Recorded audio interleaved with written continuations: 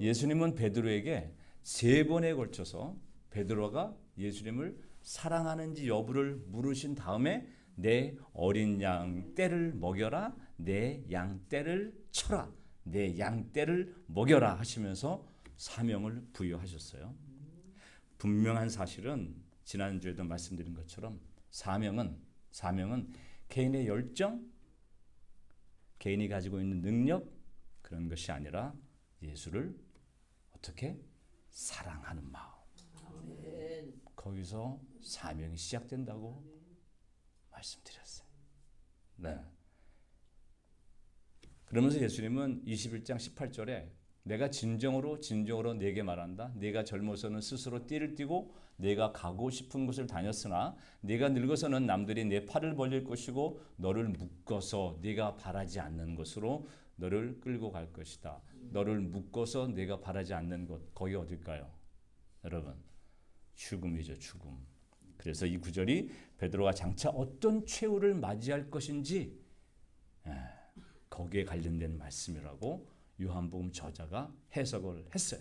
예수께서 이렇게 말씀하신 것은 베드로가 어떤 죽음으로 하나님께 영광을 돌릴 것인가를 암시하신 것이다. 저거 이렇게 가로가 쳐져 있어요. 사실은 원문에 이게 요한복음 저자의 자기 해석이다라는 의미죠. 네, 이 말씀을 하시고 나서 베드로에게 나를 따라라 하고 말씀하셨어요. 여러분, 한국 속담에 사람은 죽어서 이름을 남기고 호랑이는 죽어서 가죽을 남긴다는 말이 있어요.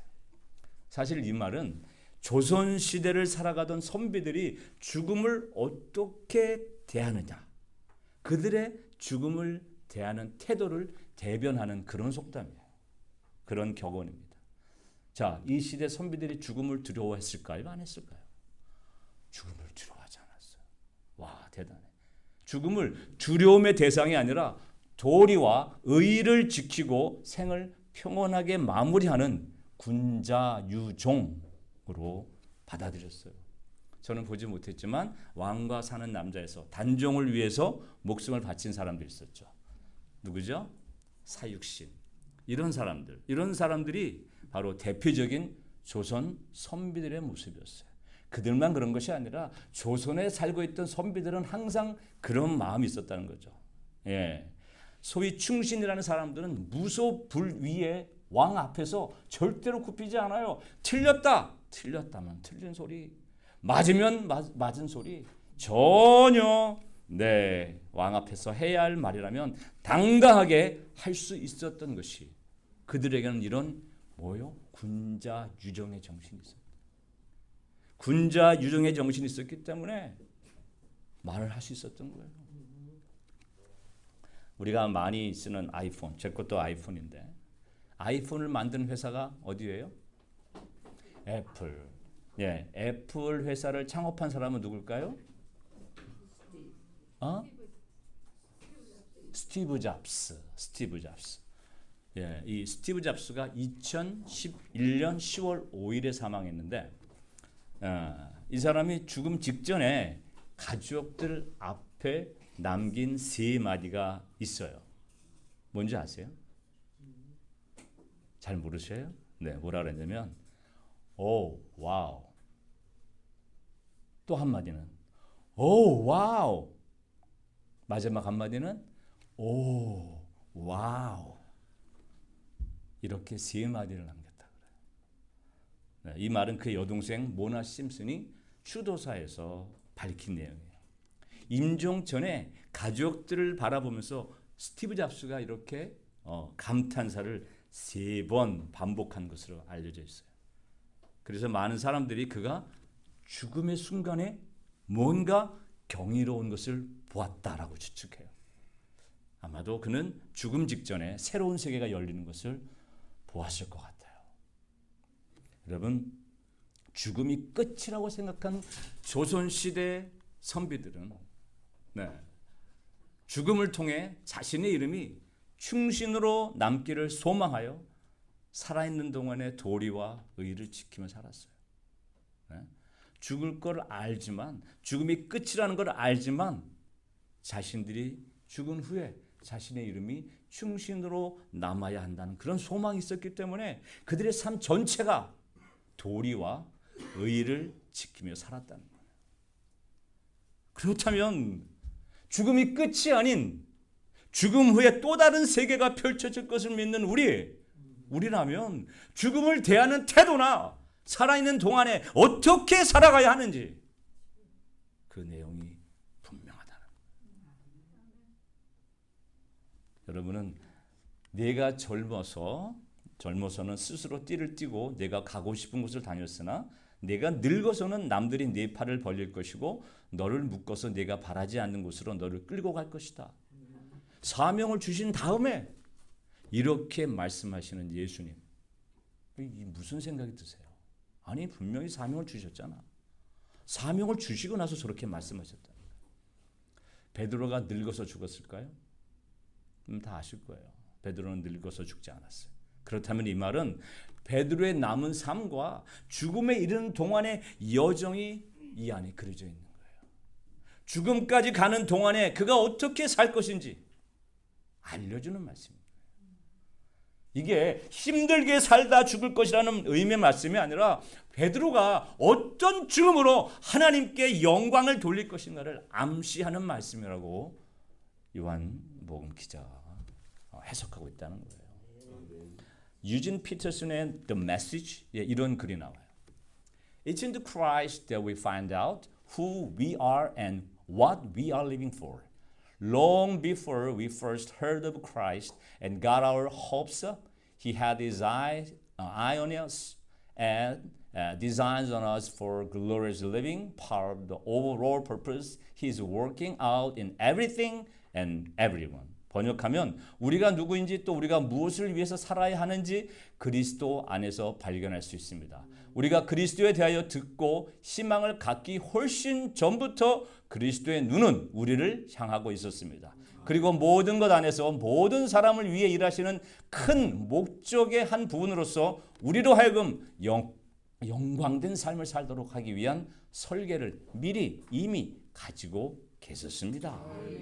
라는 해석이에요. 그래서 사도 바울은 이렇게 말한 겁니다. 같이 읽어보십시다. 시작. 나의 간절한 기대와 희망은 내가 아무데도 부끄러움을 당하지 않고 온전히 담대해져서 살든지 죽든지 전과 같이 지금도 내 몸에서 그리스도께서 존귀함을 받으시라는 것입니다. 또 하나 로마서요. 우리는 살아도 주님을 위하여 살고 죽어도 주님을 위하여 죽습니다. 그러므로 우리는 살든지 죽든지 주님의 것입니다. 그리스도께서 죽으셨다가 살아나신 것은 죽은 사람에게도 산 사람에게도 다 주님이 되시려는 것이었습니다. 아멘. 네, 예수님께 사명을 받고 자신의 삶이 어떻게 이제 이루어질지 분명한 예수님의 설계를 이해한 베드로에게 누군가 한 사람이 갑자기 눈에 띄었어요. 네, 베드로가 돌아다 보니 예수께서 사랑하시던 제자가 따라오고 있었다. 이 제자는 마지막 만찬 때에 예수의 가슴에 기대어서 주님을 넘겨줄 자가 누구입니까? 하고 물었던 사람이다. 베드로가 이 제자를 보고서 예수께 물었다. 주님, 이 사람은 어떻게 되겠습니까? 자기는 죽겠다 하는 얘기 들었어요. 그러면 이 사람은 어떻게 되겠습니까? 하고 묻는 겁니다. 신경이 쓰이는 거예요. 네, 베드로는 늘 그랬어요. 자기 주위에 누군가 다른 사람을 항상 의식하던 사람이었어요. 그래서 예수님이 갈릴리 바닷가에 나타나셔서 베드로에게 던진 첫 질문이 뭐예요? 네가 이 사람들보다 나를 더 사랑하느냐? 계속 의식하고 비교하고 그러니까 이렇게 물어보신 거예요. 네. 요한의 아들 시몬아, 네가 이 사람들보다 나를 더 사랑하느냐? 늘 환경을 의식하고 주위 사람들을 의식하던 베드로이기 때문에 꼭 필요한 질문이었어요. 의식하지 않았다면, 베드로가 전혀 의식하지 않았던 사람이라면 예수님이 이 질문을 할 필요가 없었어요. 근데 성령 강림하시고 베드로가 성령 충만한 이후에도 이 습관을 버리지 못해요. 네, 이 버릇을 계속 가지고 있었던 것 같아요. 베드로의 이런 태도 때문에 사도 바울이 베드로를 책망하는 장면이 갈라디아서에 나옵니다. 베드로는 이방 사람들하고 어울려서 자유롭게 식사하면서 어떤 율법의 굴레에서 벗어난 삶을 늘 보여줬어요. 딱딱하지 않았던 사람이었어요. 네, 매우 마음이 열려있던 사람인 것 같아요. 그런데 예루살렘에서 유대 사람들이, 유대 율법주의자들이 온다는 소식을 듣자 베드로가 어떻게 했어요? 어떻게 했을까요? 네. 그 율법주의자들에게 뭔가 한 소리 들을까 봐 밥 먹다가 숟가락을 얼른 내려놓고 도망쳤어요. 그 자리를 슬그머니 떠났어요. 이것 때문에 바울이 화가 많이 났어요. 같이 한번 읽어보십시다. 시작. 그런데 게다가 예수께 왔을 때 잘못한 일이 있어서 나는 얼굴을 마주보고 그를 나무랐습니다.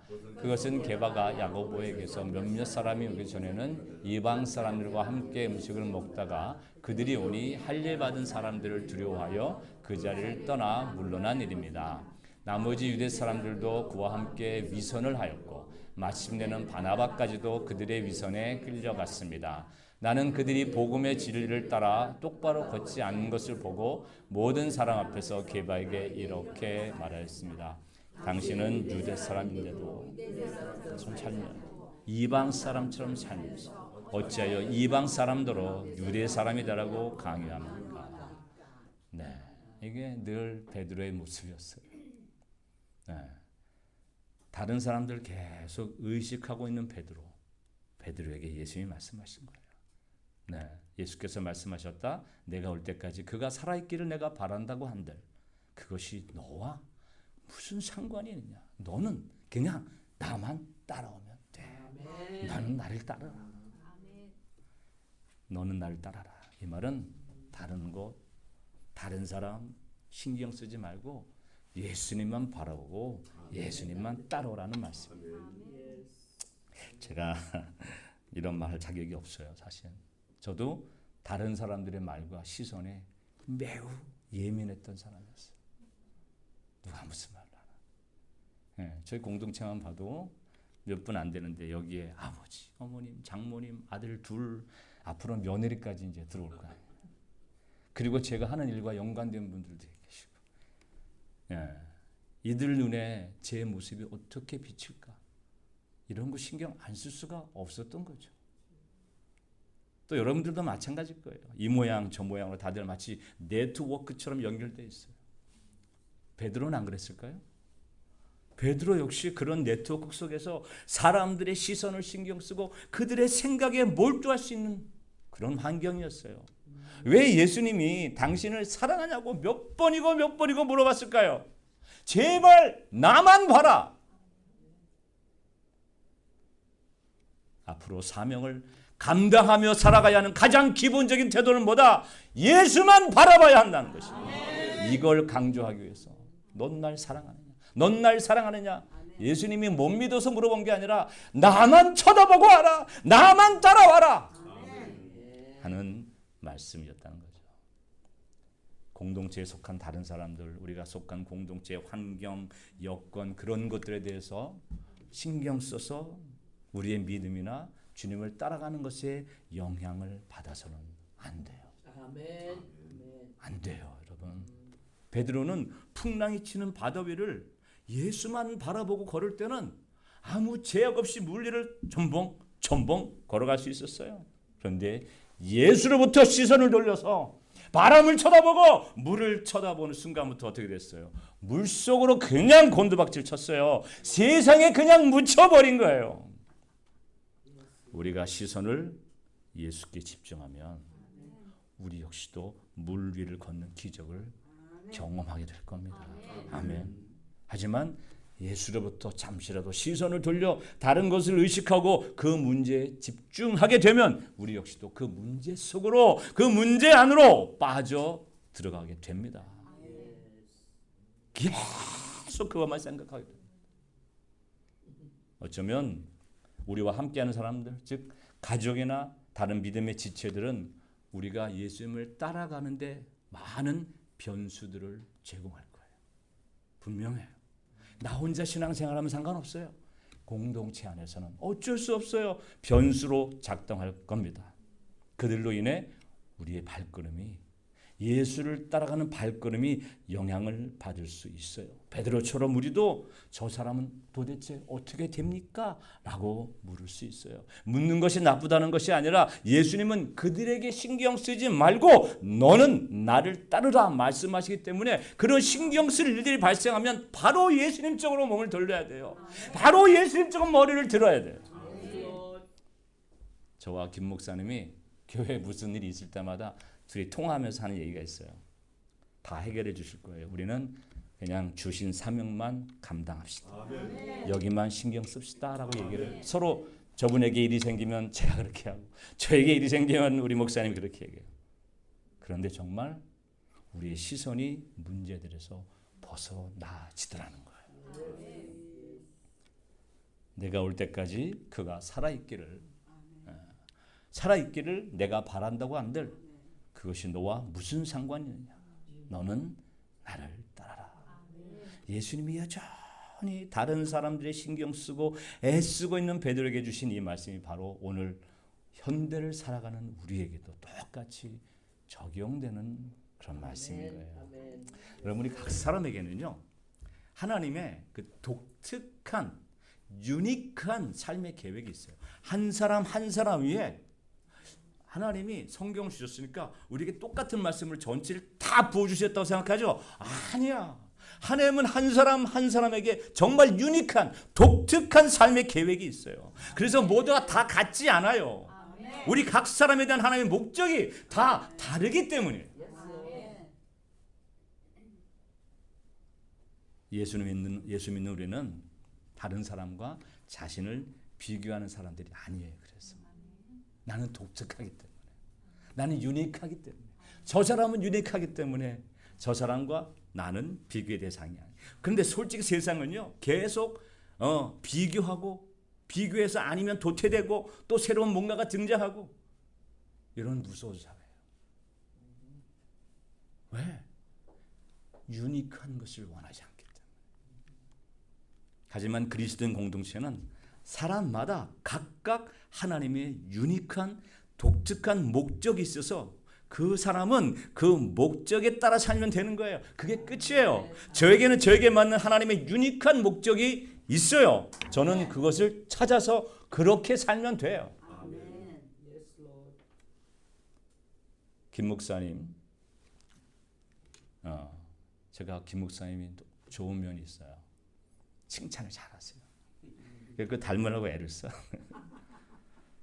네, 김 목사님이 저와 같아지면 안 되고요. 마찬가지로 저도 김 목사님과 달라야 돼. 같아지면 갑자기 교회가 잘못된 방향으로 가고 있는 거예요. 우리 교회에서 혹시 김 목사님이 저와 다르다고 뭐라 하는 사람이 있으면 꼭 얘기해 주세요. 둘이 같아지면, 둘이 똑같아지면 교회가 이상한 방향으로 가고 있는 거라. 같지 않아요. 예수님께서 베드로에게 그 말씀을 하신 거예요. 다른 사람 상관하지 말고. 이게 뭐냐면 저 사람은 저 사람 나름대로 독특한 목적이 있다.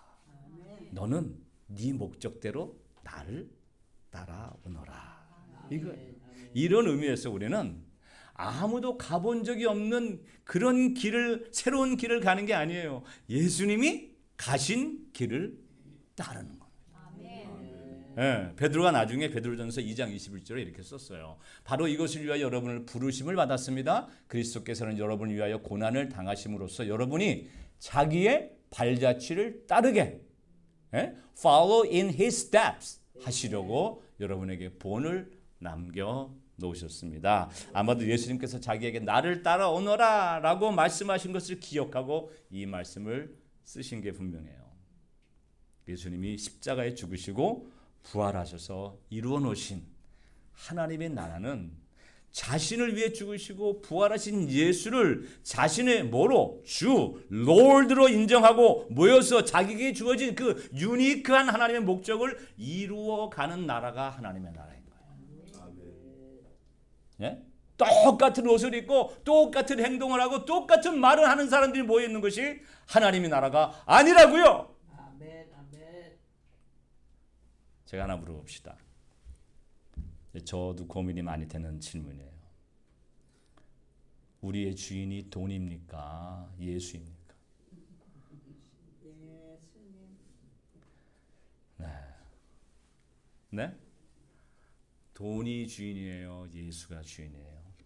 예수가 주인인 것처럼 살다 보면서도 또 간혹 가다가 내 모습이 주인이 바뀌어 있는 모습들을 가끔 발견하면 깜짝깜짝 놀랍니다. 여러분, 우리를 의롭다고 하는 그 믿음이 십자가에 대해서 이해하는 게 믿음인가요? 아니면 예수님이 십자가에 달려 돌아가셨다가 3일 만에 부활하셨다는 그 사실을 동의하는 게 믿음인가요? 아니에요?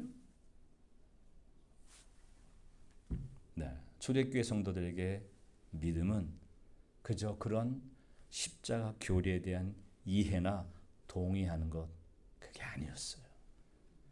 그들에게 믿음이란 건 예수님은 주라는 원초적인 신앙 고백이 아니라 그들에게 믿음이란 예수가 주냐, 로마 황제가 주냐를 결단하는 문제였어요. 이런 결단은 정말 목숨을 건 결단이었어요. 아무런 위험도 부담도 책임도 없이 나 믿습니다, 나 동의합니다, 나 이해합니다 라고 대답할 수 있는 그런 문제가 아니었어요. 카타콤처럼. 카타콤이 뭐예요? 믿는 사람들이 모여서 동굴에 모여서 살았던 곳이 카타콤. 이 카타콤처럼 그들의 믿음은 죽음을 각오하고라도 예수를 주로 인정하고 하나님의 나라를 건설하는 사람들이 따로 동떨어져서 모여있던 모임으로 표현되었어요. 네? 그렇게 하나님의 나라를 소개하고 보여주는 곳이 어디다? 교회라는 거예요. 그냥 이 동네 빌딩 하나 빌려서 건물 하나 빌려서 사무실 하나 빌려서 예배 드리는 교회, 그 교회가 아니라 카타콤처럼 예수를 주로 인정하고 어떤 위험이 와도 같이 모여서 예수를 드러내는 거. 그게 교회예요. 그랬던 교회를 우리는 초대교회라고 부르고 그 교회로 돌아가자고 본받자고 부르셨습니다. 사랑하는 여러분, 성경은 그렇게 예수 그리스도를 나의 주님, 나의 주라고 고백한 사람들의 모임이에요. 그게 교회라고 그랬어요. 그리고 교회는요, 한 몸이라고 그래요. one body. one body라고 하죠. 몸은 하나이지만 많은 지체가 있고 몸의 지체는 많지만 그들이 모두 뭐다? 한 몸이듯이 그리스도도 그러하십니다. 한 몸을 이루는 지체들은 다 자기들의 고유의 일을 해야 몸이 유지가 돼요. 똑같은 일을 하고 있지 않아요. 여러분 몸을 보세요. 똑같은 일을 하고 있어요. 네, 생각해 보세요.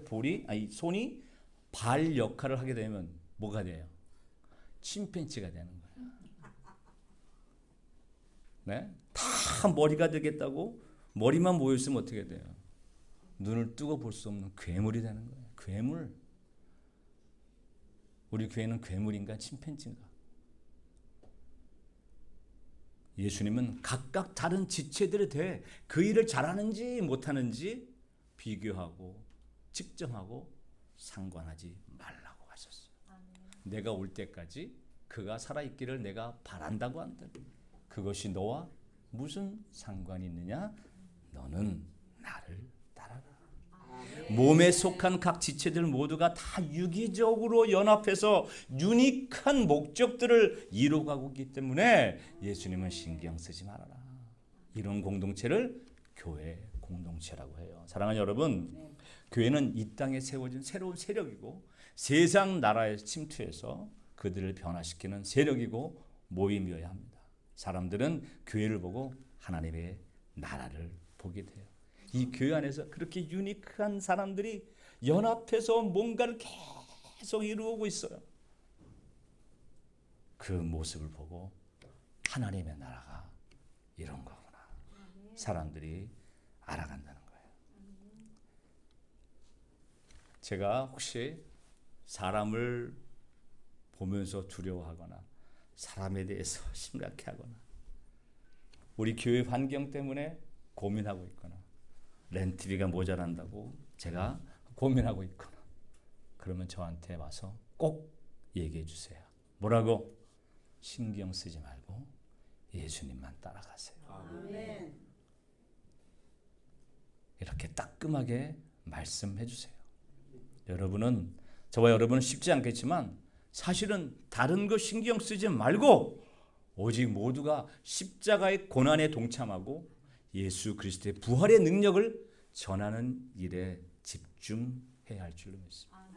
그래야 내가 올 때까지 그가 살아있기를 내가 바란다고 한들 그것이 너와 무슨 상관이 있느냐? 너는 나를 따라라는 예수님의 말씀에 순종하는 유일한 길입니다.